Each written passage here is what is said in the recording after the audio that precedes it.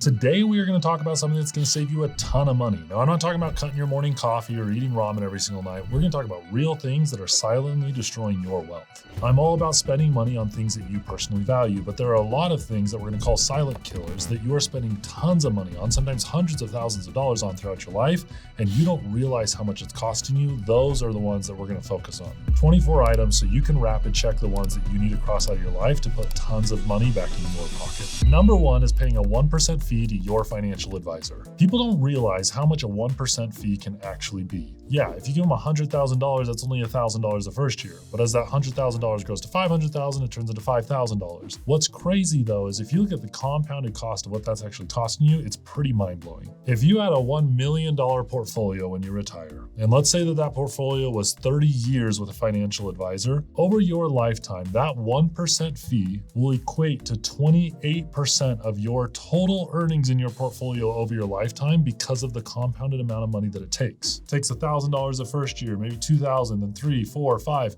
But that money could have been compounding in your benefit. And so you're paying rather than earning, and it turns into hundreds of thousands of dollars. Number two will surprise a lot of people because I own a mortgage business, but I'm gonna actually tell you the truth. Number two is buying a home when renting could actually be cheaper. Now, I own a home. I'm not one of the influencers that's gonna tell every single person to rent, but I do think that everyone should look at it objectively and decide what's best for them. If you're only gonna be in an area for 1, 2, 3, maybe 4 years, if you're extremely transitional, if you're trying to limit your expenses as much as you can with today's interest rates and everything that's going on, renting can often be significantly cheaper than owning. Now, when it makes sense to own, maybe you want to settle down roots, you want to get your kids in a community or a school system, you want to build equity in a home that you know you're going to be in for 10, 15 years. That is when it starts making sense, once you're settled down and you know what you want. Too many people are pushed to purchasing when really it doesn't make sense. Number three, extended warranties on electronics. Warranties are one of the most profitable things for electronic companies. If you actually look at the financials of most electronic companies, that is where a lot of their profits come. Most of the time you pay for it, don't need it, or you pay for it and don't actually use it when you do need it. Don't pay for extended warranties. Don't get wrapped into it on cars, electronics, whatever it is. Most of the time, it's going to cost you way too much money. Number four, whole life insurance. I know there are a lot of salespeople or insurance people that may drop down in the comments trying to fight me on this one. I have a whole life insurance policy. I deeply regret it. If you actually run the numbers and the financials on it, no matter what kind of presentation they show you, trying to manipulate it, do infinite banking, IULs, whatever it is, 99.9% of the time, you are going to be better off getting term life insurance and investing the rest. Don't be bamboozled. There's a reason salespeople are trying to sell it. It's because they make massive commissions and it doesn't make sense for most people. Number five, carrying a mortgage into retirement. If you are nearing the retirement age, a lot of people will tell you to continue that mortgage through, but when you hit retirement, you actually have options. Reverse mortgages have a really bad rep. I'm not telling everyone to do it, but for the right situation, it can be a really good process. It used to be terrible, okay? Pre-2010, it was a really bad product. But the real goal, the American dream, would to pay off that home inside retirement so you don't have to pay thousands of interest when you're not taking the standard deduction, you're inside your retirement years, and it doesn't make sense to actually have it. Number six, buying new cars or slightly used cars. The vast majority of the depreciation happens the first 3 to 5 years. I think everyone should buy a 3 to 5 year old car when 50% of depreciation has happened, because you can drive for the next 5 years and hopefully only see like 5-10% depreciation. Be smart about your car. It's the largest depreciating asset you'll buy. Don't waste it on new ones. Number seven, we're now going into everyday money traps. These are littler amounts, but they're everyday ones that a lot of people waste money on. Number seven is subscriptions. Pull up your bank statement, look at every single subscription you have, and analyze whether you actually need it. The average person spends over $400 a month on subscriptions, and they don't even use it. They'll start Paramount Plus and YouTube TV and Netflix and Adobe and a million other subscriptions on their computer for software, for watching, for fun, whatever it is, and then you just keep paying it over and over and over. Analyze your subscriptions every so often, cancel them as soon as you can. Don't spend thousands of dollars a year that you don't need to on subscriptions you don't even use. Number eight, buying the latest smartphone every single year. Honestly, we have not seen smartphones take a sizable jump in years. The only real reason that most people should do it now, in my opinion, is battery life when eventually they start to phase out. Don't get caught into the hype. Don't buy it every single year. It's a massive waste of money. Run it until you can't use it, then get a new one.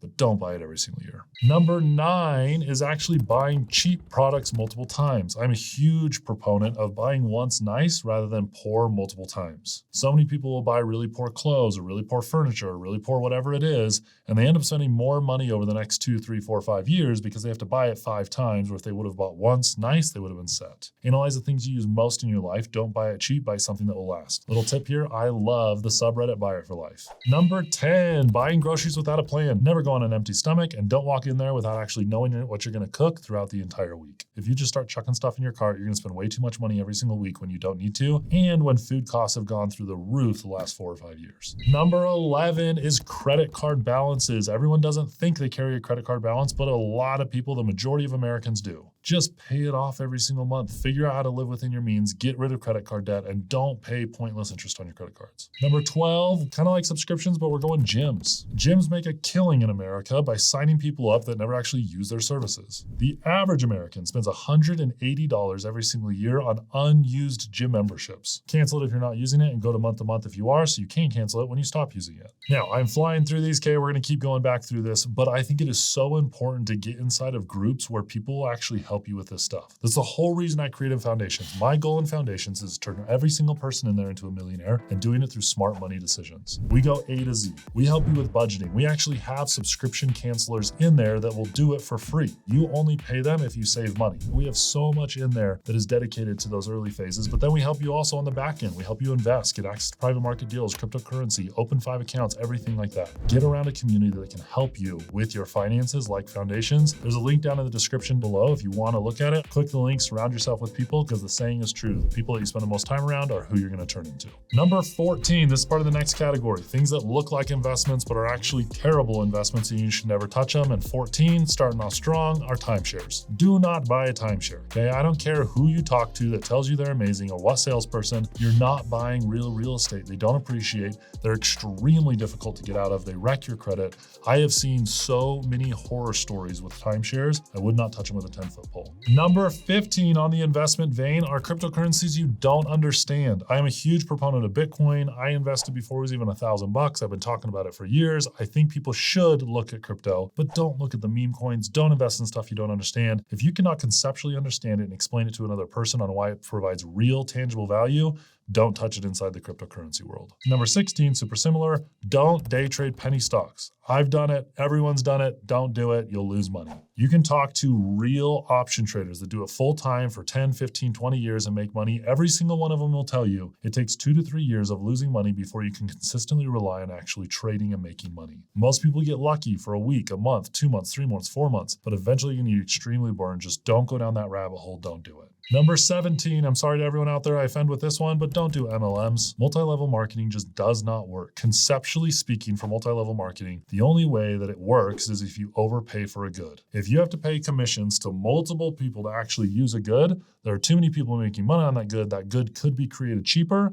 and therefore it's going to be ripped off somewhere in the marketplace, and eventually it's going to go out of business. Now, some of them last a long time, but eventually they all die, and there's a reason for it. Don't get sucked in. You'll end up having to spend way too much money on products and recruiting. Your friends won't like you. Just don't do it. Number 18 is lottery tickets and gambling. Americans spend over $80 billion on lottery tickets every single year. That is absolutely mind-blowing. Don't do it. It's a waste of money. Go invest in yourself, learn a tangible skill, figure out how to make more money, but don't go buy lottery tickets. Number 19, I'm going to have some people argue with me, but collectibles as investments. Now, I've got watches on. You guys comment all the time in my videos. I understand buying stuff that you value. I value my watches. They're going to be heirlooms. I buy them at certain instances and I'm going to pass them on to my kids. But don't buy collectibles as an investment. In my opinion, it's way too hard to predict what collectibles are going to be valuable 30 years from now. It's really easy today to say, oh my gosh, baseball cards are so good and Pokemons are so good and watches are so good.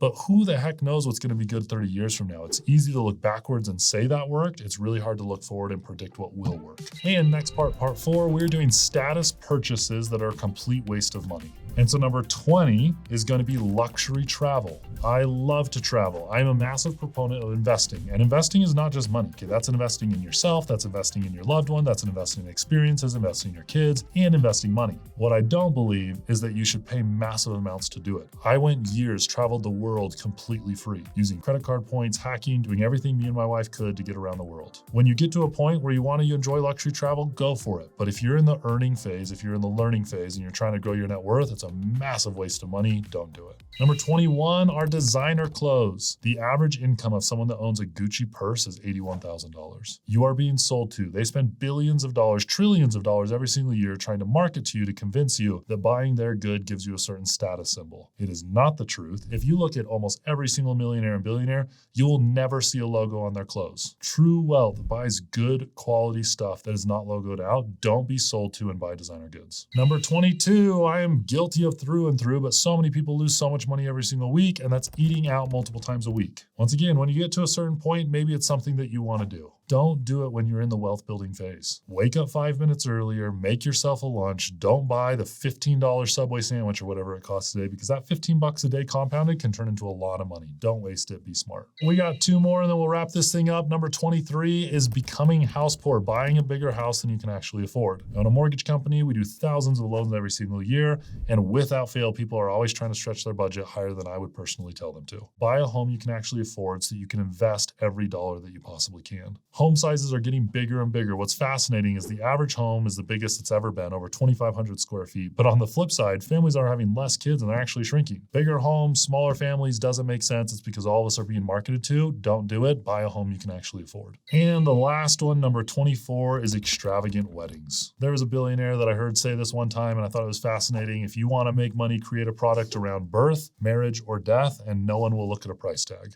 Don't be one of those people. Your wedding should be special, but what makes it special are the memories, the people, the experiences, and everything like that. You're not going to remember every little detail that you spend tens of thousands of dollars on. The average wedding in America is over $30,000. I see tons of couples spending over $50,000 for a wedding, putting themselves in debt to do it, and starting off their marriage in debt is a really stupid thing to do. My wife and I got married for under $10,000. We refused to go into debt to actually get married, and I'm extremely grateful that we did that. So there you have it, 24 things that will absolutely kill your wealth over your lifetime, and most people do the majority of these. Don't spend money because you're trying to impress or win someone else's recognition. Spend money on things that you truly value. I believe in being intentional in everything that you do financially, and that's why I created Amplify Foundations. 92% of people that get in there end up staying because they know it's what they need to actually grow their net worth. Information leads to application, which causes transformation. Be different. Be the one that actually takes an action. Click the link, surround yourself with people, because the saying is true. The people that you spend the most time around are who you're going to turn into.